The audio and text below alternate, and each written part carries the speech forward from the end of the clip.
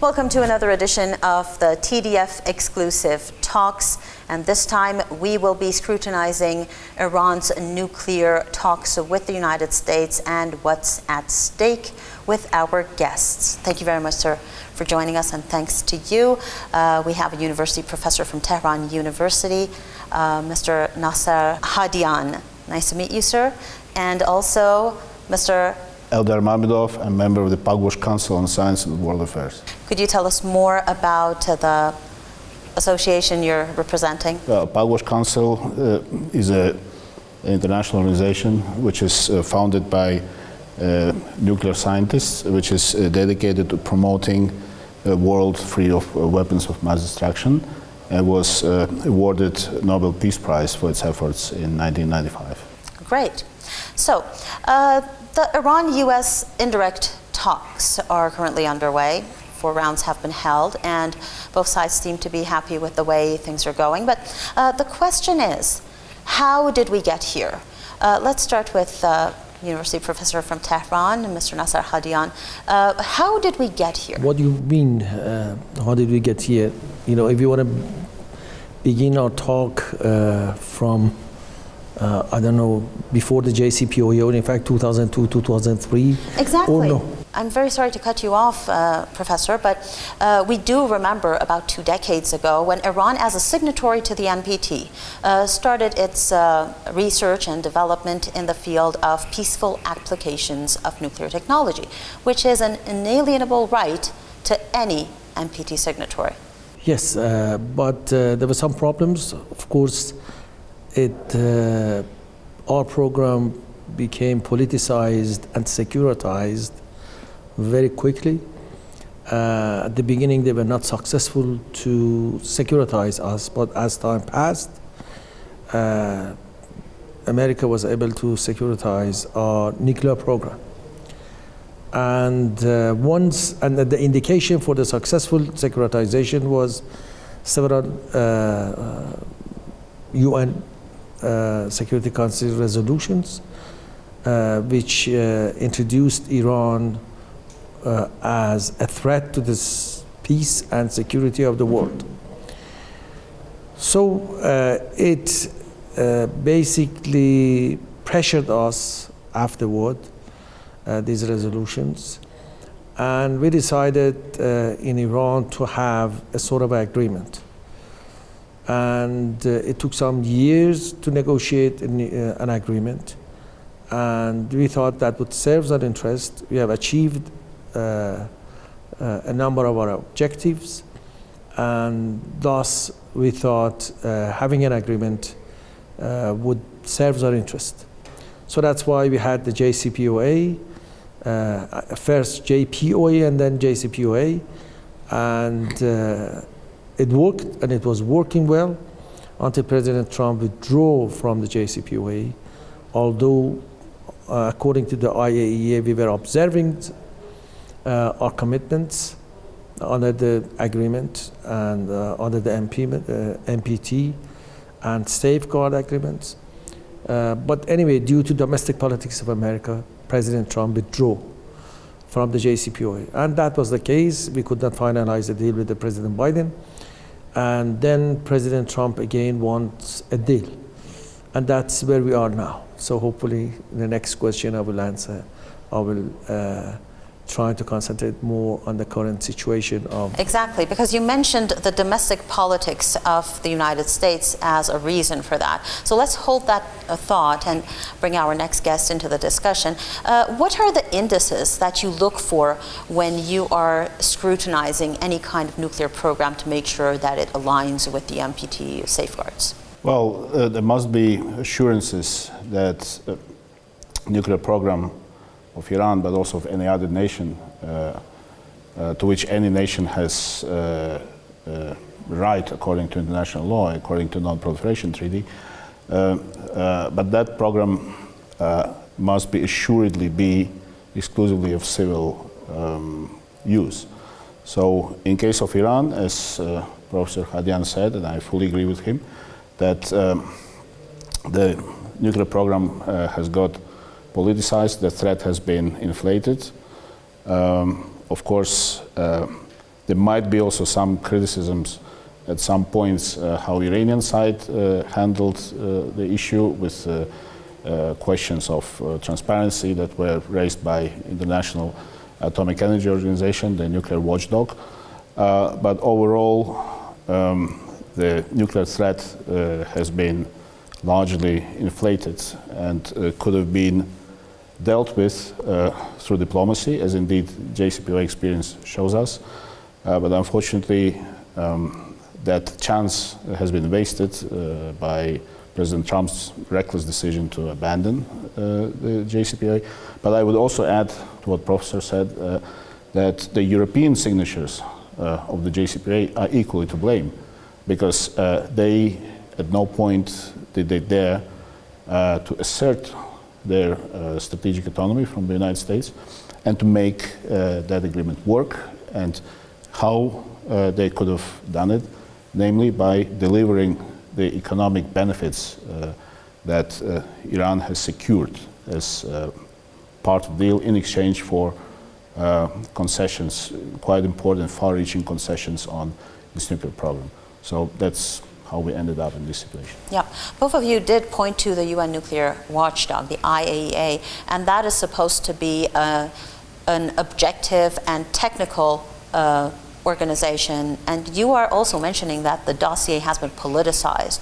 So what role do you think the IAEA has played in this situation? Which situation?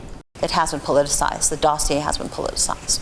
Because as a technical organization, it should be able to clear things out. So IAEA is, as you mentioned, is a watchdog and is a technical organization.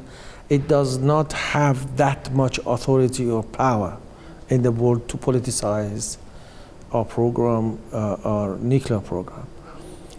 So it is US as the most important and most powerful player, an actor who acted on the basis of the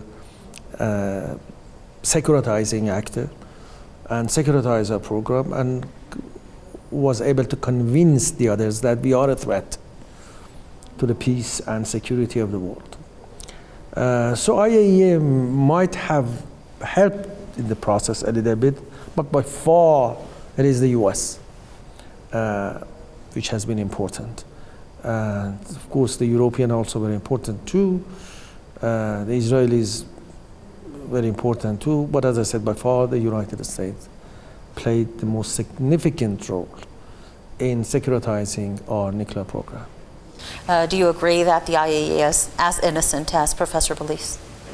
Well, I do agree, because it's the board of governors in the EIA who take the decisions, and that board consists ultimately of member states, UN member states. So in the end, it's not some kind of completely politically neutral organization.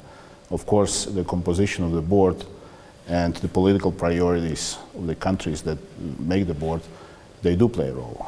But of course, the idea is that we have something that all sides can reasonably trust, because that's a watchdog of the United Nations, not a regional one. And since there are no better alternatives, by default, that's the watchdog, that's the verification mechanism. And do you believe that the IAEA can play a positive role now that Iran and US are holding the indirect talks? Well, as Professor Hadian said, the role and the mandate of that organization is quite limited. It's supposed to do what it is tasked with, and namely in the current context, in the Iranian context, their task is to verify. And I know that cooperation between Iran and IAEO is ongoing, despite all the difficulties. There are around 140 inspectors from that organization that are based in Iran on rotational basis. So that means that cooperation still proceeds, and all that we can expect is that the inspectors, they report correctly and accurately their findings. And as far as I'm aware, the dialogue between IAEA and Iranian Atomic Energy Organization, headed by Dr. Eslami. The dialogue is proceeding, and the inspectors have access, and Iran is fulfilling with its obligations mostly. So technically speaking, everything is clear. Now we go to the political side, and you did mention that the Europeans did not play the part they were expected to. They did not meet their end of the bargain, if you will. Could you please elaborate on that, and how come they're not part of the talks now? Of course, they tried to help the process. Of course, verbally, they were basically very much supportive. And in fact, even in the UN, when United States wanted to use the snapback mechanism, they stopped it. So in that regard, we can say, yes, the Europeans were playing a positive role, but not to the extent that we expected. So we expected that they come for much stronger in practice, doing things which would help Iran to stay within the limits of the JCPOA. But once, in fact, for more than a year, we did not breach our obligations under the JCPOA. It is only after we were convinced other Europeans do not have the will or the capability to do something positive in order to convince us we are getting some sort of a benefit from the JCPOA. Once we were convinced, then we tried other means. And basically, we said that why we should stick to our obligations if the other side are not sticking to their obligations. So that's the case then, and now somehow President Trump is put it very diplomatically, not a very conventional president. So he's doing something which is not normal in US politics. He's not all that happy with the European, particularly the old Europe. And I don't want to say he prefers to exclude the European, but he doesn't mind. But he doesn't mind if they are not a part of the process as well. But I guess if we conclude a deal with the US, European, despite of the dissatisfaction, but I still may support the deal.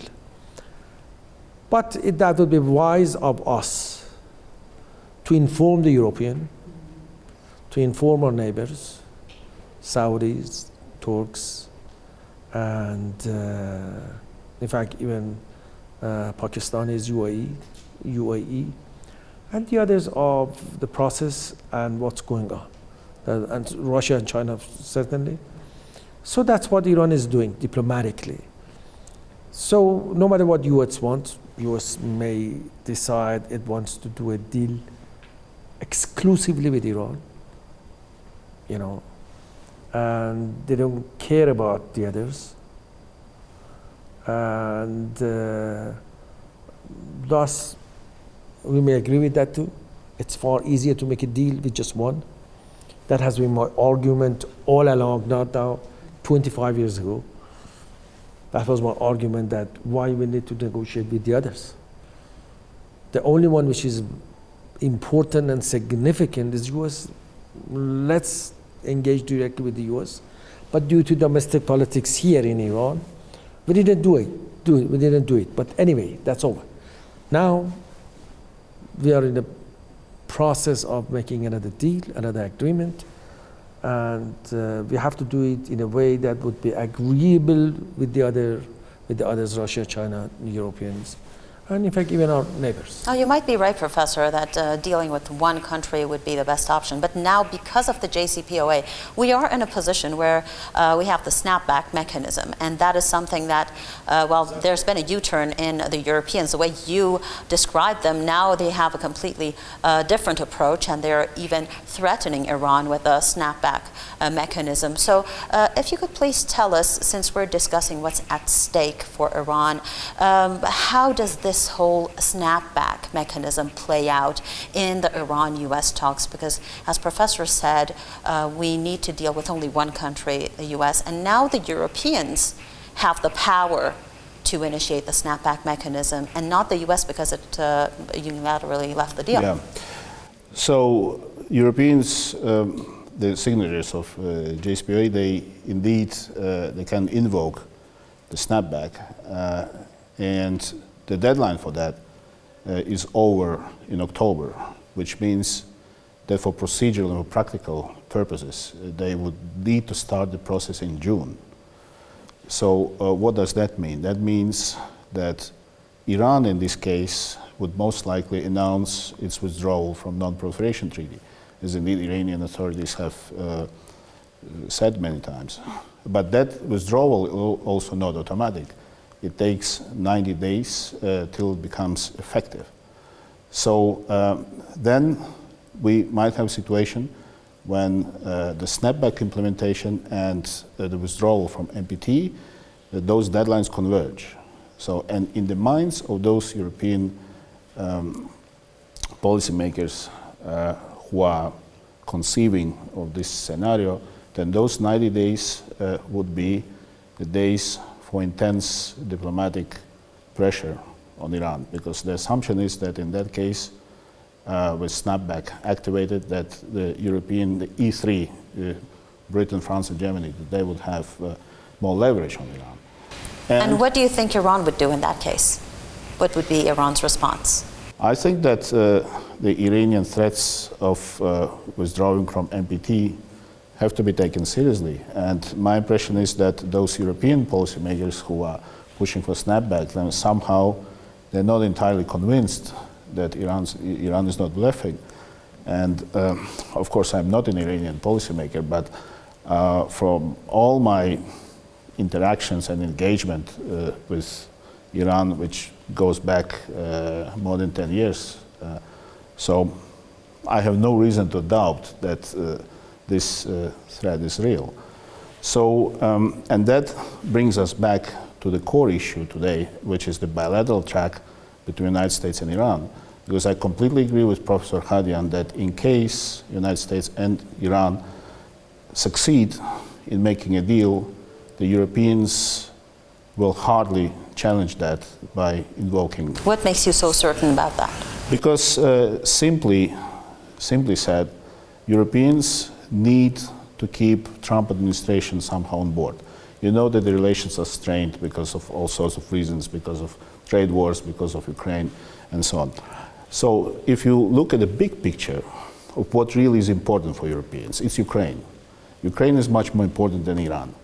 So the main priority is to keep somehow the Trump administration engaged on Ukrainian file, to keep supporting Ukraine against Russia. So, and you know that it's not going easy from European perspective, because the Trump administration has different view on the conflict in Ukraine. They want to stop it. So, and if the trade-off becomes either we derail the American deal with Iran, or we rather accept that deal, we swallow it even if we don't like it, but at the same time we keep US engaged on Ukraine, then the choice is clear in favor of Ukraine. So that's why I believe that it's critically important to make that deal. Time is short, but I think it's also time to engage directly with the United States. Indirect talks, that's all good, and thanks God for Omanis, but they should be direct talks. And I would go even further, I would say invite Steve Witkoff to Tehran.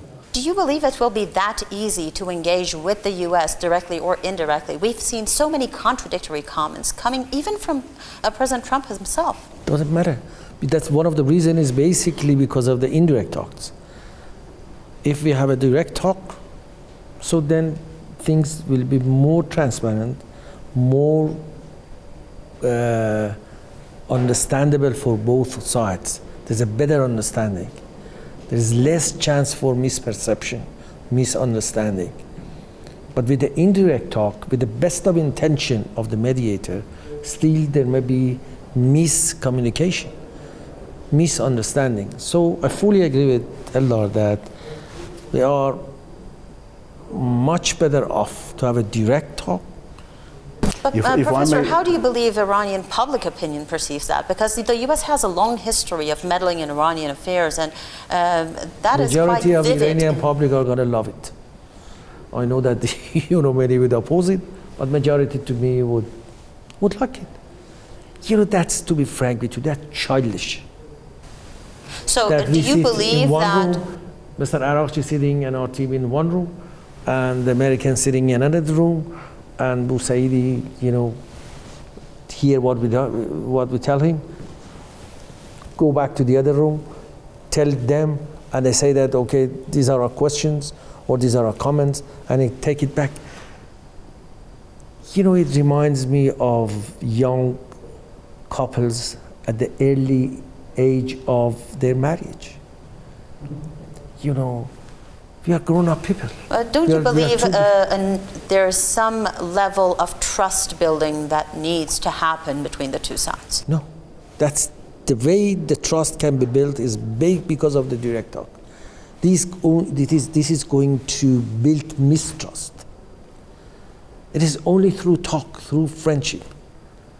Not friendship is too much, but it is through direct talk that we can first understand one another, and then hopefully build trust, and then hopefully build friendship.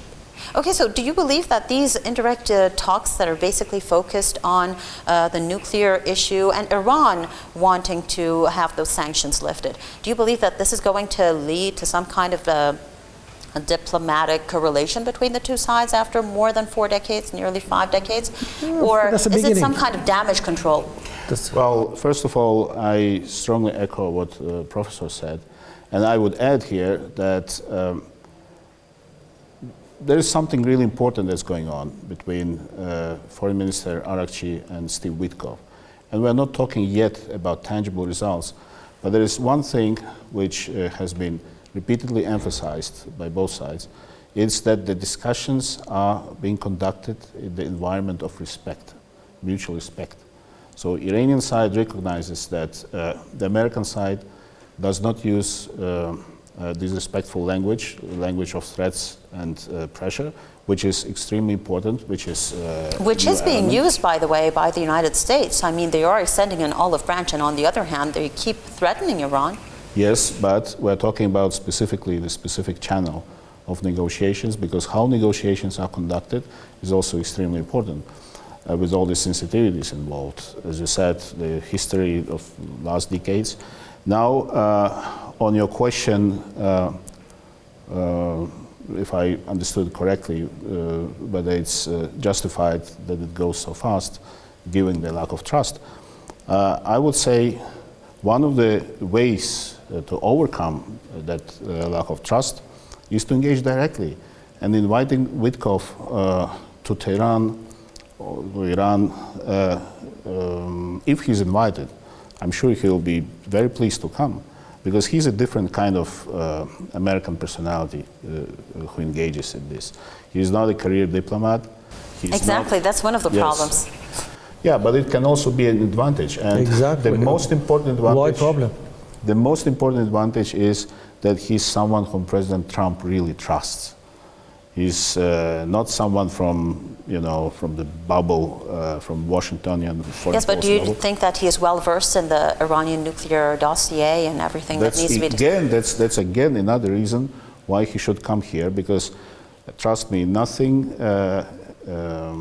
can replace real interaction with the country by being in that country, being exposed to the way of thinking of that country, of variety of interlocutors. And I would say, I would even go further, and I would say that since these nuclear talks, they're so complex and so multi-layered. I would say maybe we should think just out of the box. Maybe we should put the diplomatic normalization on the table. Well, we're running out of time, so I have one last question, and Professor, if you could please answer this. How thick are Iran's red lines? Can they step over them? It depends which red lines we are talking about. But enrichment in Iran, yes, that's a real red line. But the level of it, should it be 20%, 60%, 3.67%, is negotiable. They can negotiate on those points. About centrifuges, how advanced they should be, yes. About the stockpile of our enriched uranium, there can be negotiation. But the principle of enriching inside Iran, even within a consortium, is a red line. Okay. The principle is there, is a red line, but the rest we can negotiate. And do you agree with that? Yes, I do. Do you mean that Iran can negotiate its red lines, because the level of enrichment also, and the fact that centrifuges should be working in Iran, is something that everyone agrees needs to happen. This is not something Iran is going to give up. This is basically the right of the future generations of Iran, which we're discussing right now. Yes, but I think that from what I've heard from the Iranian officials, the real red line is domestic enrichment. Then the levels, the scope, the scale, the future of nuclear sites, Natanz and other places. There are new ideas, by the way, being floated about some kind of regional consortium with the involvement of other countries, which, as I understand, the Iranian leadership views with interest. Of course, not as a substitute for domestic enrichment. That's never under the question. But of course, the other side of the question is the sanctions relief, because all of these things, all of these trade-offs and all these concessions can only happen in exchange of sanctions relief. Exactly. And Professor, quickly, if you could please touch upon the issue you brought up at the beginning of the discussion, the domestic issues of the United States and how they're affecting Donald Trump. You said that he unilaterally pulled out of the JCPOA because of domestic issues. What has changed now, and why is he looking for a deal? At that time, he wanted to unravel whatever President Trump had done. Obama. President Obama. But this time, the pressure is different. Certainly, Israeli lobby is pressuring a lot. Neocons are pressuring, as Witkoff said. So these are the pressure that he should face. Thus, time is very much of importance. We have to do it quickly.